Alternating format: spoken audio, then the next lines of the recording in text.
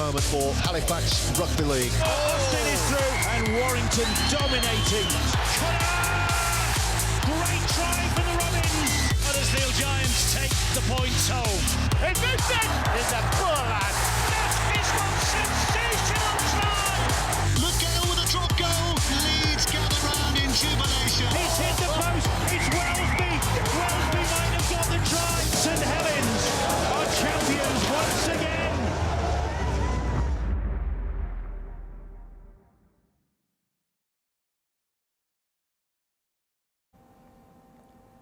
Hello and welcome to the Last Tackle, Betfred's Rugby League show. I'm delighted to welcome to the studio Jamie Peacock and Adrian Morley. Thanks for joining us. JP, I'll start with you.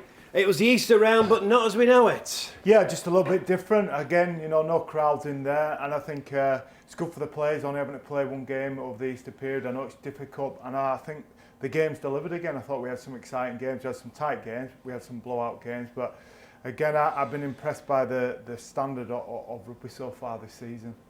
Plenty to talk about, some good rugby.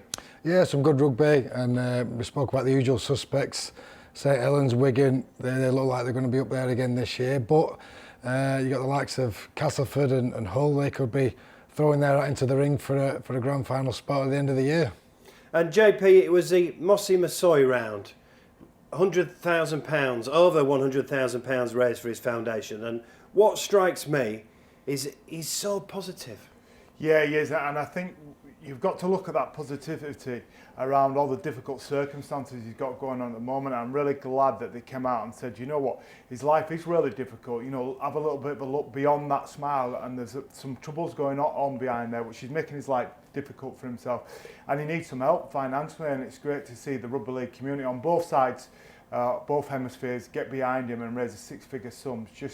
I think it's just incredible, and great for Mossy as well, and he is, I believe, you know, with him and Rob Burrows, they're an inspiration, and I've been over the last kind of 12 months for all of us going through some difficult times. Well, we talk about rugby league family, just shown with those two what a rugby league family does. Yeah, that's right, yeah, they get behind them, the support, and we know money's tight for everybody at the moment. Lots of people still on furlough, maybe even lost a job, but to raise six figures, you know, over £100,000 for Mossy just speaks volumes of what people think of him and the difficult situation he's gone through.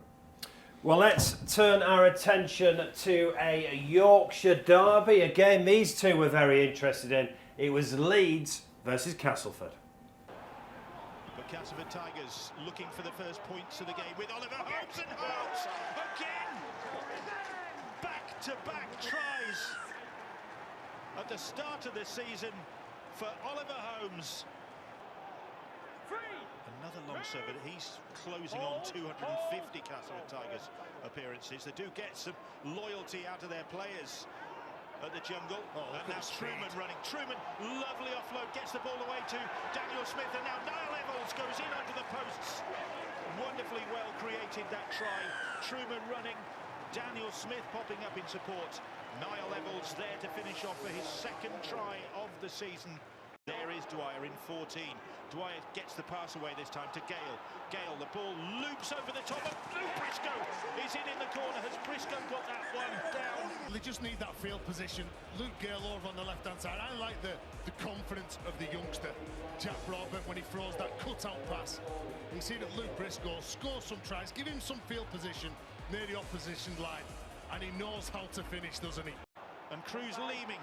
He makes there a Matt Pryor, and Pryor will stretch out, and Matt Pryor will get his first try at the professional level since May 2018. McShane, Truman's pass to Evalds, Evalds over the top, and Jordan Turner will go in, and Turner will get a crucial try for the Castleford Tigers, and the pressure does pay off for Daryl Powell's team eventually. And Jordan Turner, who got 2 tries last week against Warrington, gets another try to add to his tally for this season. So that's 2 out of 2 for Cass, but let's start with Leeds. Of course, both these gentlemen steeped in Leeds history, especially you, JP. Obviously a lot of injuries, but what do you make of that? I think they'll be disappointed to lose, the Rhinos. I thought they showed enough effort and will to get themselves back into the game, but just lack that kind of class that the 10 players out gives them. You know, the guys who create opportunities, someone like Conrad Hurrell, for example, or a Robert Louis. But again, if I look at the two performances from Leeds, the one against Wakefield, one against Castleford, I think they'll take more out of the Castleford game because they went down 12-0, refused to give in and made a real game out of it in the second half against a good Castleford side. Yeah, I think that was the best game of the round. Definitely, it was a proper Yorkshire Derby, and Castleford, you know, they've got a lot to play for at the minute. We spoke about Daryl Powell, and it's an unusual time of the year to announce you are going. Well, that could be the catalyst for, you know. I think we're probably going to hear this week, if not today, that he's the next Warrington coach as well. Right, we'll talk about that later. Well, that's not a huge surprise, but I know they think the world of Daryl there, so I think they'll want to send him out a winner. And really impressed with 9 levels. He's been outstanding at Salford, and he's just walked into the same great vein of form at Castleford. So hoping for watching over a big season there. So what do Leeds do next then? In the Super League, we'll talk about that game against St Helens in the Challenge Cup later. Hopefully for Leeds, they'll get a couple more players back by the next time they play in Super League again. You were saying there was 10 injured? Yeah, 10 injured. They've got a big challenge coming up with Saints in the Cup. You know, Saints, for me, are head and shoulders above every other team at the moment, and they're going to need to play really, really well to beat them. But I think they'll look at that performance, and I think a couple of senior players could have played better against Castleford, and they'll need to play better. And when you have like 10 players out, all you senior players, they need to be playing at 9 and 10 out of 10 every week, and I don't think Rhinos had that at the weekend, so that's what they'll be looking to do over the next couple of weeks, get more out of the senior players. Are things a bit more settled at Leeds then? Yeah, Richard Agar now, do you think? Yeah, for sure they are, and I think Zane Tetevana has been a great signing for the Rhinos. I think he's added some real steel to the pack, and he's a guy who inspires by his actions, probably more than his words, and I think they've got some trust in the younger players coming through. I thought Jack Broadbent, he's an excellent, just natural player, looks a bit like a choir boy, but he delivers more than a choir boy on the rugby pitch. So I think that they're settled and they're happy with the way things are going. Obviously, you tasted massive success there. What's success for Leeds this season? I think Leeds will want to defend the Challenge Cup, first of all. They'll want to beat Saints and defend the Challenge Cup. And for Leeds, they'll want to be in the top 4 and challenging for the grand final at the end of the year. That for me would be success. You know, they need a top 4 finish, and they probably want to defend the Challenge Cup. We'll talk about the Challenge Cup in detail a little later. Let's just talk about Cass. You touched on Niall Levels. I think he's been a great signing because probably since Zakardek have had a problem at fullback, haven't they, Cass? Yeah, they have, and you know, if you looked at the Super League last year, you've got to say Niall Levels were probably the hottest property there on the market, and disappointing for all the Salford faithful that he did move on. However, he's seen it as bigger and better things. He's a Yorkshire lad. And you know, he feels he can win stuff with Castleford, but he was fantastic. You know, in the first 2 rounds he was fantastic. The fact he had a taste of international rugby league, I think that only helps you and inspires you. So impressed with him so far, and you know, he's got a big season ahead of him. And another standout performance yet again, Jake Truman. Yeah, Jake Truman was a wonderful player, absolutely naturally talented to play in that position, and I think he's got a great coach in Daryl Powell, the perfect coach for him to teach him the right way to play as a halfback. It's going to be interesting to see how Jake Truman copes when Daryl Powell leaves at the end of the year, and can he still progress? I'm not going to start the rumour now, but he's going to be linked to going to Warrington, isn't he? You would think he would do, yes. You would think Daryl would want some of the players he knows and trusts well. You'd look at the Warrington side, where Gareth Widdop played this week at half, though I thought it was outstanding, his best game I've seen him play since being back in the country. You can start the rumours, Matt. Where have you heard this rumour? Well, look, if people are going to Daryl Powell's going to announce as Warrington coach this week, we think. So people are going to link some of his current players to go to Warrington, aren't they? That's only natural. Without a doubt, yeah. You know. And if you're going to pick someone, you'd pick Jake Truman, wouldn't you? Well, I mean, he was outstanding in this game, but he was outstanding last season as well. He was, yeah. So that's Daryl's general. And if the rumours are right, Mark, what you say, you know, you're right. I think he would look to the Castleford, the spine, and take them across. You're right. And I think Castleford have got a history of doing it, haven't they? They sold Daryl Clark, sold Luke Gale. You know, key players in pivotal positions have still sold them, and they see it as an investment to bring back into the club. So maybe you're right with that one, Mark. What about Cass this year? Obviously, we know Daryl Powell's going, but that's 2 out of 2. It's very early days, but no one really spoke about Cass before the start of the season, and that's 2 good performances they've put in now, Warrington and Leeds. My questions with Castleford will always be, I think Daryl Powell gets them play. I think he's a wonderful coach and gets them playing at 9 out of 10 every week. But then when you get into the intensity of a playoff game where it cranks up and then cranks up again, can some of the players they've got compete at that kind of intensity? And that will be the question mark this year. If they can step up and play at that level like a Niall Evans at the back, then yes, they can compete and win stuff. Otherwise, they'll just win lots of, round games, and when it gets harder, the game's more intense, they won't win. I think a couple of years ago they did prove that they can compete at the highest level, making a grand final. Unfortunately, they didn't quite go all the way against Leeds, but I think they've had a pretty horrendous injury list the last couple of years. But if they can keep everyone fit and on the field, I don't see why they can't be contenders. And at the moment, there's no reaction to Daryl Powell saying he's leaving, is there? No, no, exactly. Yeah, so sometimes it needs. I've mentioned before, the players think the world of him. He's a fantastic coach. That could galvanise them, and them to say, right, we need to send Powell off as a winner. The boys who played in the grand final a couple of years ago probably see it as the one that got away. Really, they were favourites and best side by far all year. And 2021 could be Castleford's year. Right, put your Warrington hat on as former Warrington captain. The rumours doing the rounds that Daryl Powell will be announced as Warrington coach this week. Well, if that's the case, I think it's a fantastic choice by Simon Moran and the Warrington guys. Tried and tested, he's probably got resources not as available as other clubs. Your Leeds, your Saints, your Wigans. He's got a fantastic. He's made a Challenge Cup final. He's made a grand final with limited resources. As I say, Warrington, they are the spenders. So if he goes there with his wealth of coaching knowledge, it's a great mix really. So if it does, get announced, really pleased for Daryl, really pleased for Warrington Club, and hopefully, we'll see Warrington the next few years take out the Super League title. And he's professional, Daryl, clearly, and loves Cass and done an amazing job. So if you're a Cass fan, I don't think there's any need to worry, is there? It's announced now. It's probably put the rumour to bed, but it's probably going to happen all season. Yeah, it's probably, for me, it's the right way to do it rather than the rumour mill going. Stop speculation, just. Yeah, that's it. This is what's happening. This is how we're going to deal with it. You've got plenty of time to get over it. They've no doubt about Daryl Powell's integrity as a coach. He will want to give his best, and he will give his best all the way through the year. He won't be distracted, and I just agree with Moz that I just think he's the perfect signing for Warrington. I think Daryl Powell consistently has got so much out of Castleford with limited resources. Now he's going to a club which probably spend more than any other team on players. So I think, look out. I think the Warrington fans are going to have some good times ahead of them with Daryl in charge.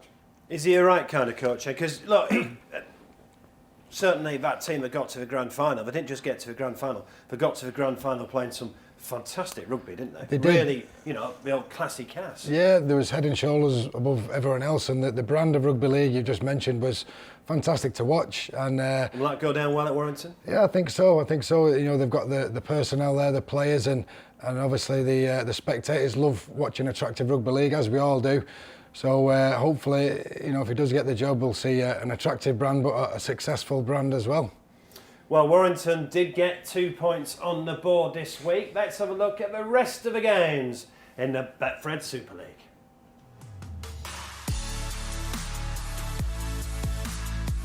Wakefield were encouraging in defeat against Leeds, and they started strongly again against Wigan. David Fafita forcing his way over. The Warriors hit back quickly after, and then it was over half an hour until another try. Jake Bibby going over in the corner.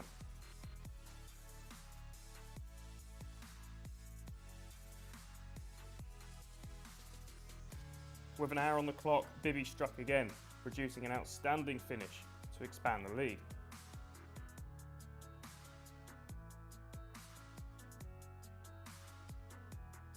And there was time for Bibby to complete his hat-trick as Wigan cruised to another victory.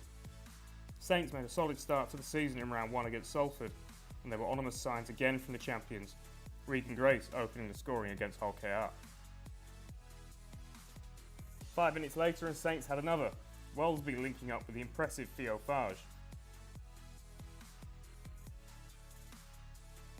In reality, Hull KR never threatened a comeback, and the result was put beyond all doubt by Aaron Smith. Regan Grace crossed for a second before full time as Saints cruised into Challenge Cup weekend unscathed. Warrington bounced back from opening round defeat in style against Lee. Tom Lynham started things off with a fine finish. The Wolves again found joy on the left edge, this time Toby King going over to score. By this point the Wolves were rampant and they were in once again, Jake Mamo finishing off this breakaway move.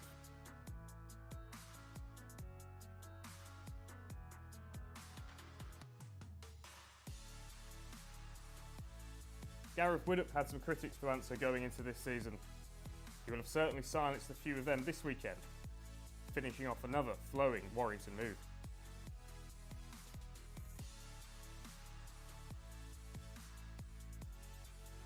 Lee responded through Sidlow, but it was a try doomed only to be consolation. Hull FC made it 2 from 2 with a comfortable win against Salford. 2 early tries down the right edge with Jake Connor rampant.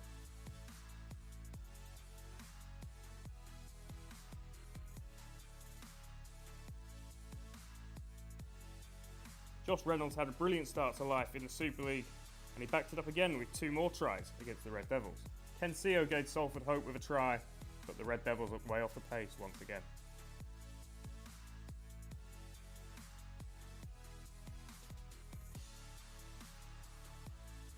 Sam Tompkins continued to roll back the years for Catalans, helping them to the perfect start against Huddersfield Giants.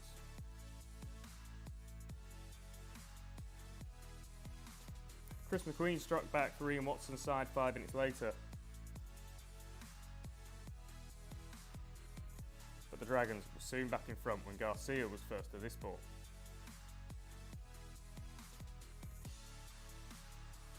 There wasn't much in it approaching half time until Catalans came up with this contender for try of the week.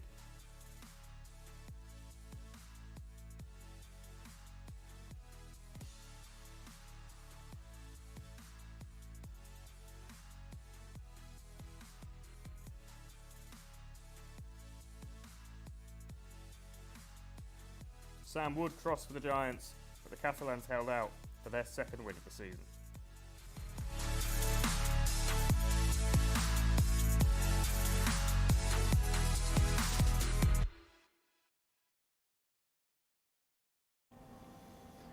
Yeah, that was round 2. I always think it's a bit too early to show the table, but let's talk about those matches.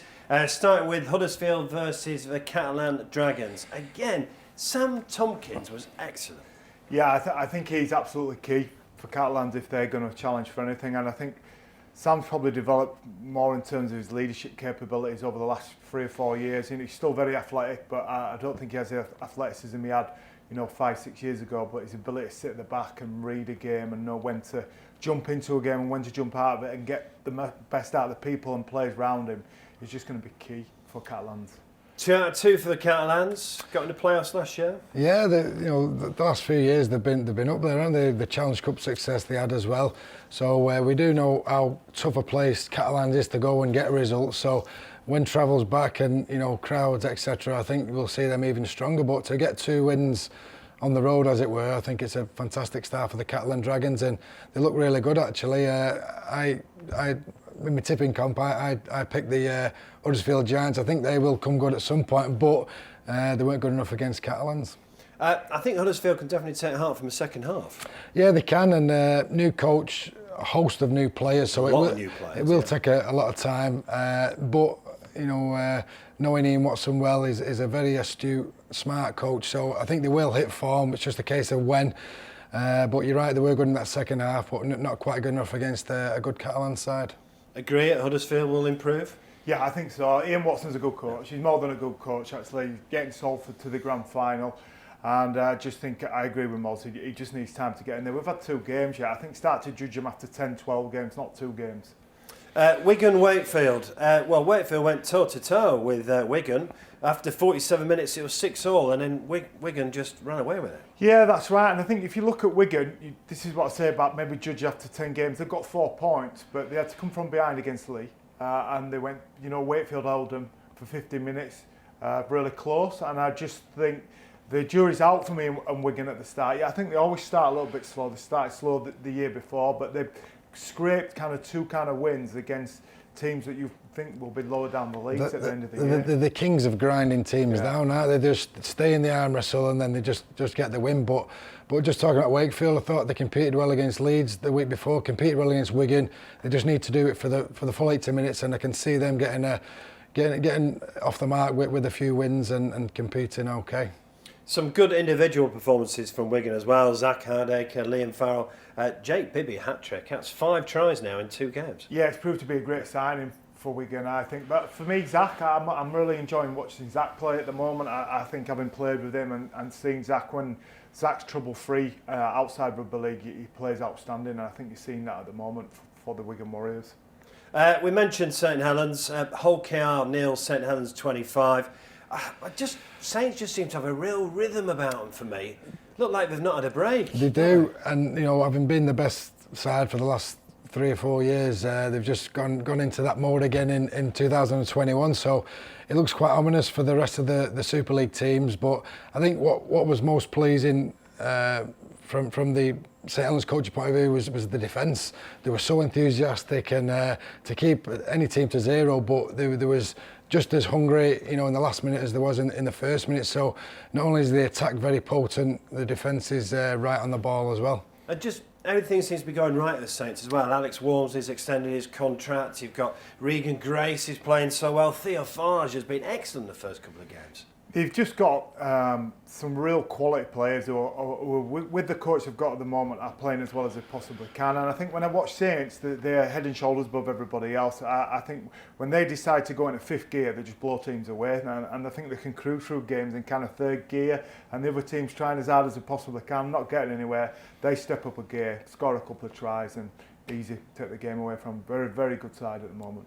And Warrington, Moz, crazy to say, but there was a bit of pressure going into this game against Lee, wasn't there, after that performance against Cass the week before? There was, and the fact that I chose them as grand final winners, there's a bit of pressure on. You do that every year. It's always your year, mate. It's always that, yeah. But you're right, there was pressure going on him, even though it's ridiculous after only 1 game. But every year there's a lot of pressure and hype on the Warrington club, and they lived up to it. The following week, I thought they were very, very good and very well-deserved win. And hopefully that'll be a confidence boost for the Warrington Wolves, and they'll kick on now. And then the final game we're going to speak about, Salford Hull. First of all, Salford. That's 2 defeats. Obviously, we all know you're a Salford fan. Are you a bit worried, or is it still early days? No, early days yet, and we spoke about the new coach and the amount of new players Salford have got. Teams as well, haven't you? Yeah, that's right. Yeah, St Helens are the favourites, and Hull looking like they could potentially be up there as well. But certainly not panic stations. But I think Salford's strength over the last couple of years have been the fact that they play error-free rugby league and they hang in there and they give themselves a chance, whereas they've been making uncharacteristic errors. So they need to cut out all the errors, and I think they will click and they will gel.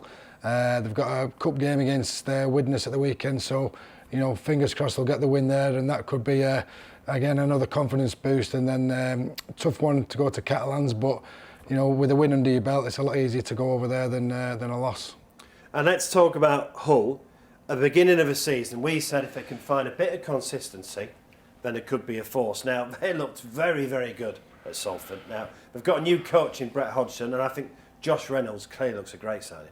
Yeah, I thought it was a great performance by Hull, particularly losing like Mark Sneed and Josh Reynolds in the second half, and I thought they remained composed and put Salford to the sword in the second half, and I like what I'm seeing from Hull this year in terms of performance. I think it's ruthless. I think they're methodical in how they're doing. I think some of the better players are playing as well as they can. Jake Connor, for example, I think Brett Hodgson's getting the best out of him. Yep. From the 2 games I've seen, I think Hull will be challenging the top 4. But again, we mentioned about 10 games. We've got to have a conversation about holding 10 games time, don't we? Because they started last season on fire and then fell away. Yeah, exactly. I remember the battered Leeds, didn't they, at Henley? Yeah, that first, I think they peaked in round 1 last year. So they've won 2 in a row, so they're doing 100% better than last year already. But yeah, I think 10 games is where you start really judging people. But the early signs of them are they going to have a good season?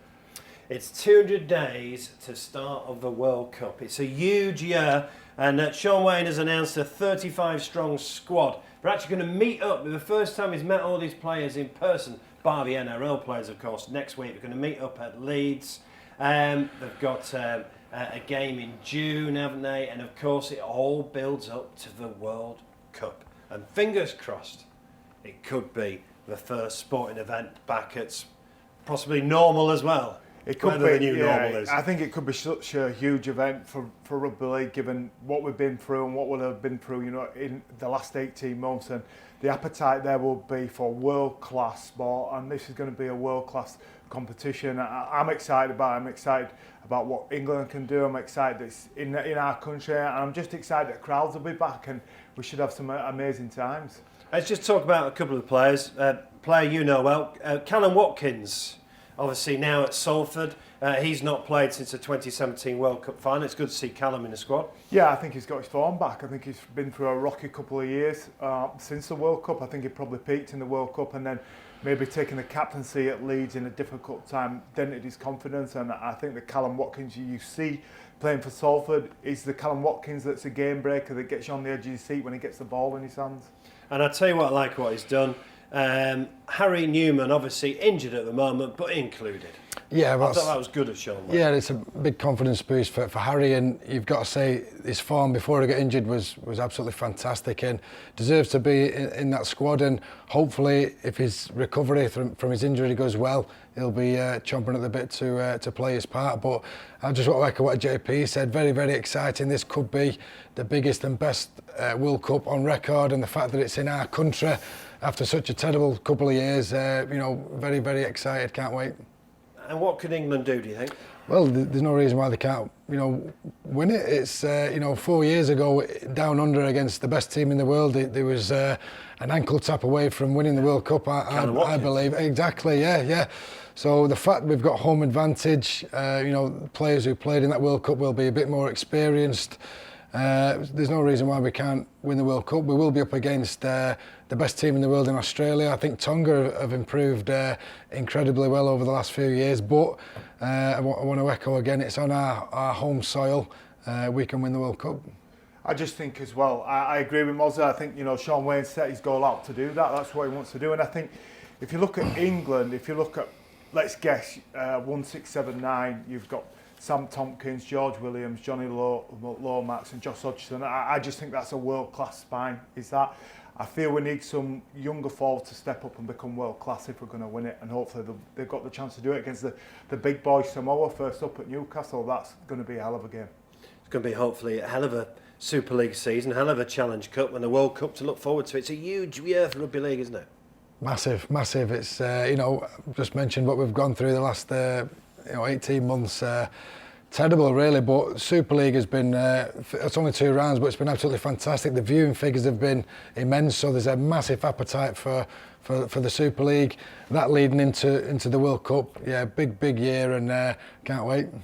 The Championship returned this week as well, so great to see that. All the games were on the Our League app as well. I'll just talk about 2 or 3 of the games. Featherstone got off to a good win, 28-18 against Batley. I think Featherstone will probably be up there, won't they, at the end of the season? Yeah, they'll be eyeing a spot in Super League. I think there's a number of teams in there who want to get back into Super League. I think Featherstone will be there. Toulouse would like to get in there. London would like to get in there. I think there's... And Bradford, my old club, let's see if Bradford are able to do that. But for me, it's probably Featherstone at the moment. And Toulouse, I think Toulouse and Featherstone will be the 2 teams to pick from that division. Yeah, Toulouse had a good win at York, 21-6. Yeah, they look good, Toulouse. Yeah, they do. They've been threatening for the last couple of years to be, to get promotion. But I think it's certainly the top 4 or 5 teams. It's very, very going to be very evenly contested. There's a lot at stake. So there's going to be some fantastic competitions. As a spectator, it's going to be nip and tuck. And Championship teams are involved in the Challenge Cup this week as well. Friday night, Hull KR versus Castleford. That will be on the Our League app. You got the feeling Daryl Powell's going to go for that, isn't he? Yeah, I think so. I think Castleford see that. I think the Challenge Cup for all teams, you play 3 games and you're going to be in the finals. Just a mouth-watering prospect, really. So I think Castleford will see that as a good swan song for Daryl. And also on Friday night, York versus Wigan. Such a shame there's not going to be a crowd at York's new stadium. Wigan grinding out results. Obviously, Wigan favourites in this, but I think York are not bad. I know they got beat by Toulouse. I think they'll give them a game early on, York. Yeah, I think so. I think they've got some experienced campaigners and players in there who can get themselves up for a big game against Wigan. So, yeah, and as you said as well, it'd been great to see crowds in. So, soon we'll have crowds in York, so fantastic. It's live and free on the Sportsman's website. Check out the Sportsman Facebook and YouTube. So York versus Wigan is live and free on Friday night on the Sportsman. Saturday we got Salford versus Widnes and St Helens Leeds. Right then, as ex-Leeds players, how worried are you about drawing St Helens? Well, I think they're the best team in the competition. Clearly the best team in the competition. We've seen that for 2 rounds so far. But one thing is, no team's unbeatable. No team is unbeatable, and Leeds will see that. It's their and cup. You want to try and defend your Challenge Cup, don't you, Leeds? Plenty of momentum for Leeds to do that. Behind the cup, they had some great performances last year. I particularly remember when they beat Wigan. And I think, for me, Leeds have got every chance of going there. Just need to believe they can do it, and I'm sure they do that. That's a big incentive, what you said, Mike. I remember when I won the cup with Leeds in '99, all we spoke about the following year was let's defend it. We ended up getting to the final. This character beat me in the final, but when there's at Warrington, you have one bit of success. You beat him in 2012, didn't you? Well, you got our own back then, and but you have a bit of success, and you want more and more. So I think that's big incentive for the Rhinos. That's live on BBC One as well on Saturday afternoon. St Helens versus Leeds. That could be an absolute cracker. Live on BBC Two after it is the Catalan Dragons versus Wakefield. And we've said about the Catalans, they're looking good. 2 wins on the bounce. Featherstone, Hull. Well, who knows? It is the Challenge Cup. You'd expect Hull to come out on top. And then on Sunday, Swinton, Warrington, Lee, Huddersfield. Could Warrington use this as getting a bit of, I'm not dissing Swinton in any way, but could Warrington use this about getting a bit more confidence? Yeah, you'd think, the Warrington will win, and you'd think they'd win, reasonably comfortable. And, it's amazing when you do run up a big score, you do get the combinations going, and you get the bit more confidence. So I think they could use this as a bit of a springboard to bigger and better things in the Super League. But we're not dissing Swinton, as you're quite right. But a full-time side against a part-time side, you'd think there'd only be one winner really. And it's the Betfred Challenge Cup. We're very, very proud to sponsor it this year as well. Of course, you've both won it. You won it on 4 occasions, is that right? 2 Betfred, 2 Leeds. That's right. And when you look back at the career, look, I know you had, those grand final wins, was it 9 in total? But do you look back proudly at the Challenge Cup as well? I love the Challenge Cup. For me, it was the cup I grew up on. It's the cup it was usually a case on the BBC, wasn't it? Yeah. I used to go down, Stanley, my local rugby club, they used to send down a bus full, and I always remember as a kid as a great day. And for me, I touched the Challenge Cup once when I was down at the old Wembley through the fences.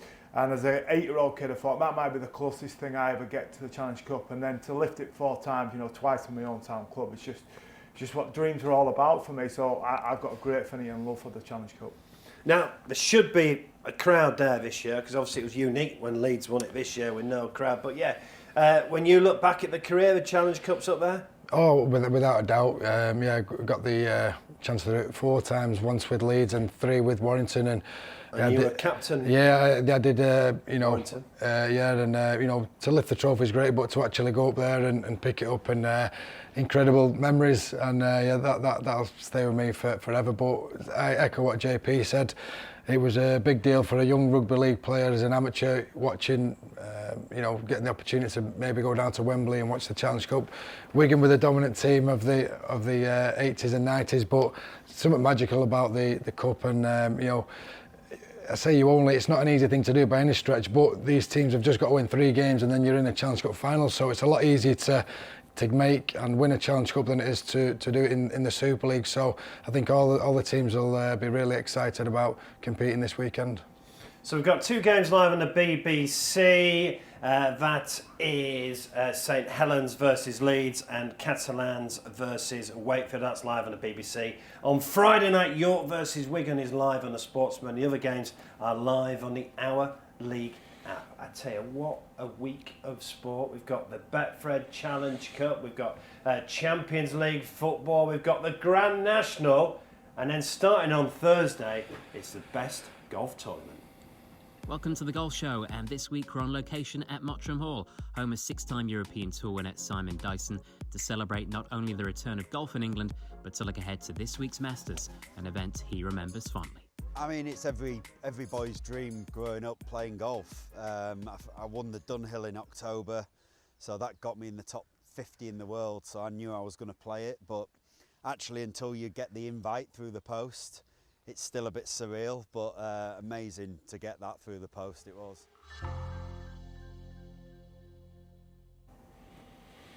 Yeah, check out our golf show. Not filmed in Augusta, unfortunately, filmed in Cheshire, but Simon Dyson, who's played the Masters, talks through his picks for this week. Starts on Thursday. I love that. Chucking the Grand National and as well the Challenge Cup. Of course, the highlight of the round is that game, St Helens versus Leeds. Yeah, it's a huge game for Leeds as a club. Saints will see it that they've won the grand final 2 years running. They'd like to try and win the Challenge Cup now. And for Leeds, it's about the senior players stepping up and standing up and making sure that the 10 players missing, they don't miss them, in fact, and they win the game. And if you're in that Leeds dressing room like you used to be, you'd just say, right, forget the injuries, it's a one-off game, let's just go and do it. Yeah, that's the thing. You don't get any second bites of the cherry in the cup. So I mentioned before the the incentive and the desire to get there and defend the title will be massive. So I think they'll use that. The boys, it'll be very, very tough. I don't want to sit on the fence for this one. I still think Saints are going to be a bit too hot on the day. But I think Saints look very good at the moment. They do, but I think it's going to be a great competition and it's going to be close. But I just think the Saints, but I just hope it's a great spectacle. I'm sure it will be. Fellas, we're running out of time. Do you know what? In Rugby League, we often put ourselves down, but we've started the Super League well. We've got a Challenge Cup this weekend. We've got a World Cup round the corner. Things look pretty rosy, aren't they? Things are very, very rosy. As a Rugby League fan and spectator, very, very exciting year ahead of us. And in this crazy times and tragic times we live in as well, it's just great to get it back, isn't it? Yeah, it is. I think it gives us some kind of normality that sport has done all the way through. Certainly Super League has done, and I've really enjoyed the last couple of weekends being able to tune in. Great to have a game on. Yeah, just to have some great entertainment and just thinking, well, we are heading back to some kind of normality after a very difficult challenge in 18 months, as a society. Gents, we carry on coming on throughout the season, is that all right? Love to. There's nothing better than talking about Rugby League. Right, good stuff. Enjoyed your company. Right, enjoy all the sport this weekend, but especially the Betfred Challenge Cup. So we've got 2 games live on the BBC, St Helens versus Leeds and Catalans versus Wakefield. And on Friday night, we've got York versus Wigan on the Sportsman's website. Check out that. Be lucky. See you soon.